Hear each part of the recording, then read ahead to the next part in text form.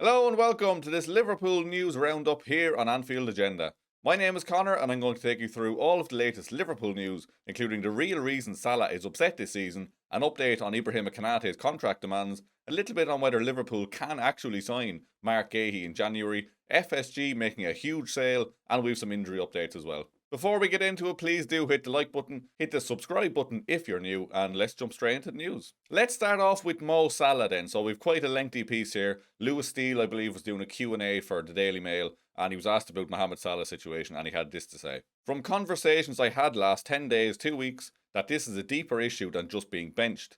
Although Salah wouldn't ever say it, I don't think he was overly convinced by the summer business and how Florian Wirtz and Alexander Isak were being named as the players to carry Liverpool forward.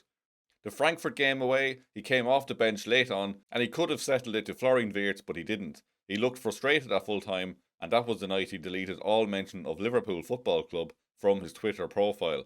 This wasn't something that happened like that, and the frustration was building. I'm not sure I really understand this, to be honest. I don't think for a second that Mo Salah is, thinking Florian Wirtz and Alexander Isak aren't top level footballers. Maybe I'm picking up on this slightly wrong, but it sounds like he's not convinced by the summer business. I don't know how he couldn't be.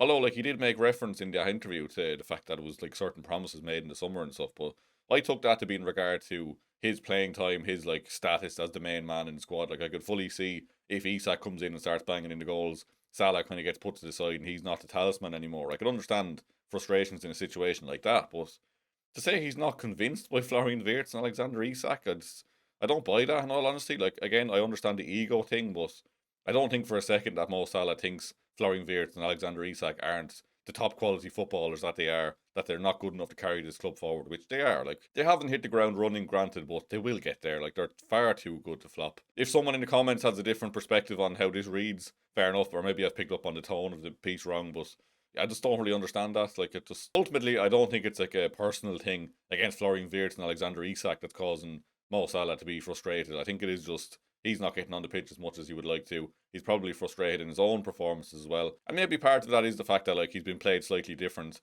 to accommodate the likes of Florian Wirtz and Alexander Isak, Hugo Ekitike, all these lads coming in. So please do let me know what you think on that one. Again, I don't think Mo has anything against Florian Wirtz and Alexander Isak personally, but maybe I'm picking up on this wrong.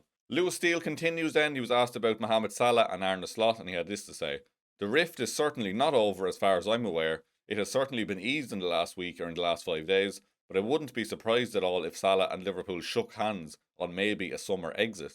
Personally, I don't see the winter exit will happen at all. He'll come back from AFCON, but we will see. I think he'll have a good second half of the season if he stays fit and finds the shooting boots again.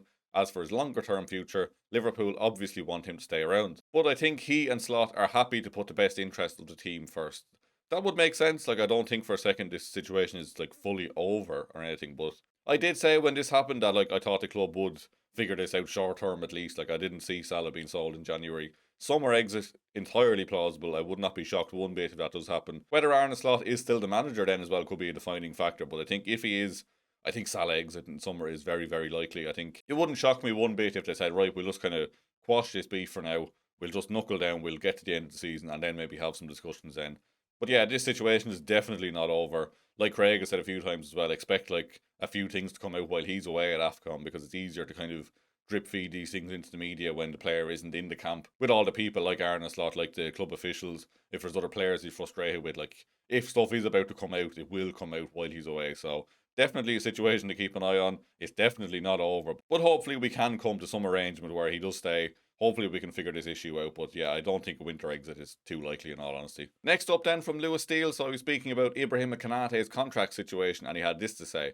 Ibrahim Konate and Liverpool have been in talks over a deal for nearly 18 months. So far they've been very far apart. Konate wants to be recognised as one of the best players in the squad, one of the most important, and Liverpool aren't quite prepared to pay him the level of that of Virgil van Dijk, Mo Salah, these sort of players are getting. Ibrahim Konate's hand has been significantly weakened by his performances this season. However, Liverpool are not likely to withdraw any offer, with the club set to take a more measured approach. They still think he's one of the best defenders in Europe. And I would like to start off by saying I agree with that last sentence. He is ultimately one of the better centre backs in the world.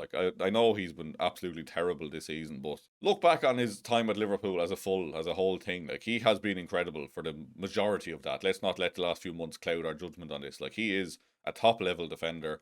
I certainly do want him to stay more than leave. Like, I won't lose sleep over it if he does go, but I think ultimately, in his time at Liverpool, he has been more good than bad, and I think we should be holding on to him if he can. But if that's true, if he is looking for like Van Dijk, Mo Salah levels of money, then he can absolutely piss off. Like, that's insane. Like, he's probably worth somewhere in the, I don't know, 180, 220, 200, somewhere around that. Like, people will say, oh, he's not worth 200, maybe like 160, or I don't know why he's on at the minute, to be honest, but like, that's the kind of levels that most people are discussing about. And that's probably fair enough for a player of his stature, for a player who's not at the club this long and stuff like that. But Van Dijk and Salah levels, that's like 300,000 plus. Like, he's definitely not worth that. And if he can get that somewhere else, then look, fair enough, go off and get your money. Like, I'm not going to judge him for that, but I just, no, not one bit of me thinks the club is going to go that high. I think they will have had a number for him around the 200k mark, and I'm sure they will be sticking to that, particularly with his performances. It does put a bit more leverage back into the club's hands when he has been playing so poor as well, especially with the likes of Real Madrid pulling out of having interest as well. So another interesting one. It probably will develop in the next month or two. I think like we're getting into that stage now where he can sign a pre-agreement, so it'll be interesting to see, do we hear anything about like a Bayern Munich or a PSG or anything like that. But I think he will stay personally. I don't know, I just get the feeling he will. I think it'll have to be, like we said, on the club's terms of somewhere around the 200k rather than the 300, 350 he seems to want, according to this. But yeah, please do let me know what you think on that one. Another centre back then Lewis Steele was speaking about was, of course, Marc Guehi, and he had this to say: I still think Liverpool have a really good chance of signing Guehi. The only question is that in January for a fee, or is that in the summer for nothing? I think Guehi himself would rather it be this summer. He's playing in Europe for the first time with Palace. I think he feels a bit of a loyalty to not leave mid-season, and also if he leaves on a free, then he gets good money in terms of the wages. Liverpool aren't the only team in for him. We know Bayern Munich is sniffing around. Manchester City, Real Madrid would like to have a go as well. But I just wonder whether there's sort of an under-the-table gentleman's agreement between Liverpool and Guehi from September the 1st or whatever date it was, because they were literally that close to him signing. I think Liverpool have every chance. The word from the club may be caution over a January transfer, but on August 30th, the word from the club was not going to sign Alexander Isak, and look what happened there. So I think Liverpool have every chance of getting him in January, if not the summer. I think all of that makes sense ultimately. Like, there's nothing too groundbreaking or revolutionary in there. Like, I think most of us know he probably would rather move in the summer rather than mid-season, particularly with how well Crystal Palace are doing. The fact that he would get a big signing on fee and probably higher wages if he goes for free as well. So we had a report yesterday from Indy Kayla saying that like Liverpool were having to up their offer to Marc Guehi to kind of alleviate the signing on fee he would have gotten if he'd come on a free. Which it probably would make sense. Like, we would have to pay extra if we do get him in January. We'd have to give a transfer fee, and we'd have to give him a decent bump in wages to, like I said, alleviate that kind of big signing on bonus he would have gotten. So definitely want to keep an eye on as well. I think the gentleman's agreement thing, it could make complete sense. Like we've said loads of times, like he had done his medical. Like, he in his head was a Liverpool player. So I'm sure it wouldn't take a huge amount of convincing to be like, right, well, let's just pretend that did go through basically, and let's just finish this at a later date. So I think we will get him. I still can't really tell if it's going to be January or the summer. I'd still probably lean towards the summer as much as I would love him in January, but I would be saying the summer is where my money is. So please do let me know what you think on that one as well. Next up this morning, then, we have a report from Cranes Chicago, who said that Liverpool's owners Fenway Sports Group are set to receive a significant financial windfall after agreeing in principle to sell the Pittsburgh Penguins in a deal that values the NHL franchise between 1.7 billion and 1.8 billion. I don't think this is going to affect Liverpool in a huge way. Like, I know people always like to be like, oh, like FSG are spending money on baseball or hockey, whatever. Like, people always go back and forth between like Liverpool and the Red Sox being like, oh, well, they're spending money here, they're not spending it here. Like, I think they're significantly different things. Like, Liverpool spend the money that Liverpool generates, the Red Sox spend the money that the Red Sox generate. The Pittsburgh Penguins was a completely separate entity. Like, they're all separate companies just under this branch of FSG. So I wouldn't take this as being like, oh, there's 1.8 billion in the kitty for next summer now. Like, it just doesn't work that way, does it? But interesting to see that they are selling it. I think to me it just really like underlines again the commitment FSG are making to Liverpool. Like, there was talk of them selling a couple of years ago, and they done like a minority sale to bring in some money. But since then like they've come up with this like FSG, like head of football from Michael Edwards, let's say. Like, they're setting up this thing to get a multi-club ownership going. They're keeping Liverpool, they're selling off the hockey team. Like, they really do seem to be putting more and more of their eggs into the football basket with Liverpool at the top. That will be fascinating to see, because this could be money for the kitty to go and buy another football club. That would make more sense. Like, it's not going to directly affect Liverpool.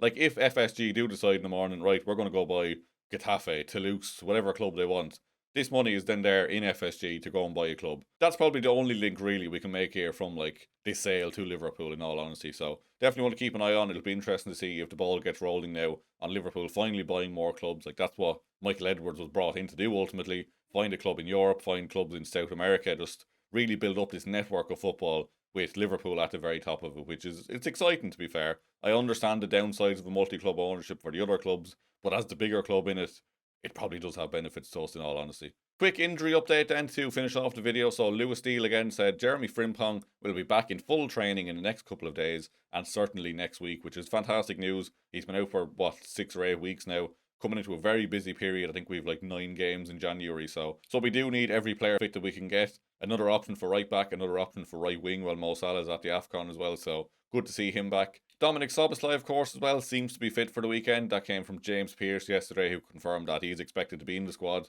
Hopefully he starts that game because we really do need him. He's been fantastic this season. Still no word on Joe Gomez's injury that I've seen, so hopefully he won't be out for too long. But good news that Jeremy Frimpong's back. Good news that Dominic Szoboszlai is in the squad for the weekend, hopefully as well. So good news on that one. That's all from me this morning anyway. If you have enjoyed the video, please do hit the like button. If you've gotten this far in the video, thank you very much. It was a lot of news to go through today, so thank you for watching till the very end. Craig's Tottenham versus Liverpool preview will be live at 4 PM, so keep an eye out for that one. And Craig will be live again tonight at 8:45 as usual. So please do keep an eye out for those. Hit the like button before you head out. Hit the subscribe button if you're new. Thank you very much for watching, and I will see you very soon.